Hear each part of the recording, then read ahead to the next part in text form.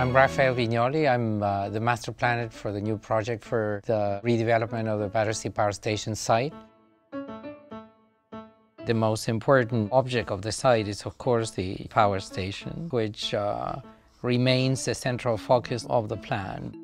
The power station is then framed by two residential buildings, and that guides the view towards this park that is the main public space. To the south of the station, we're creating a hotel and an office block and two residential blocks.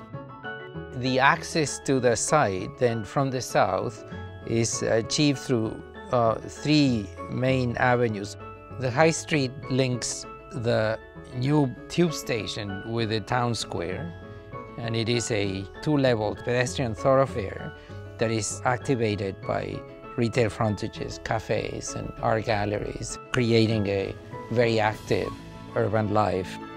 Imagine you're exiting from the tube below. The upper level is very much linked to the lower levels. From here, you start seeing the architecture of the buildings that define the space of the high street, leading towards the power station in the back. So the power station always remains as a main reference to orient yourself through the site. The second and perhaps most spectacular point of access is what we call the prospect. The main purpose of the prospect is to link the local community to the site, to enable people to have a very clear view of the power station from Battersea Park Road. It's activated again by a series of cafes and opportunities for people to enjoy the space itself. It's lined by trees, highlighted by this reflecting pool that drips down into the public space to maximize the presence of the building in the whole experience of walking through the site.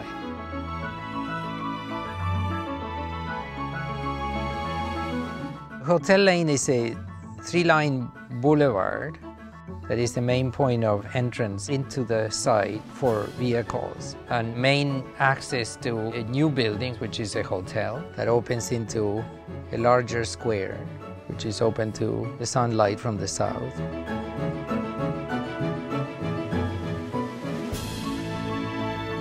The park will become a leisure destination for visitors. It will be a resource for the use of residents, but also for the public at large. Pathways through the open parkland reflect the historic pattern and the typical tradition of London public spaces.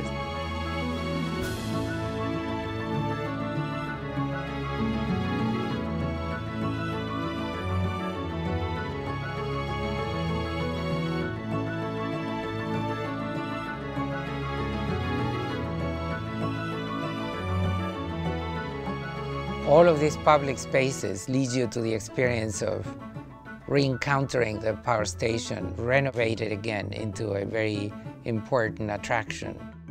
Both turbine halls are also going to be renovated. Each of them is the size of the Tate Modern Gallery. Embedded in the center of the power station, there is a huge conference center with a wonderful 2,000-seater for banquets and events of many kinds, linked directly to the access from a series of cascading stairs. At the top of the building, there's 6 floors of office space, punctuated by a series of atriums that bring natural light to the spaces. The important story behind this is that the power station returns to its original function. It will become again a power station, producing carbon-neutral energy, venting water vapor through the original stacks. This is a very well-balanced solution for a site with an enormous set of opportunities and challenges. It will revitalize the view of the power station to create a new destination for London.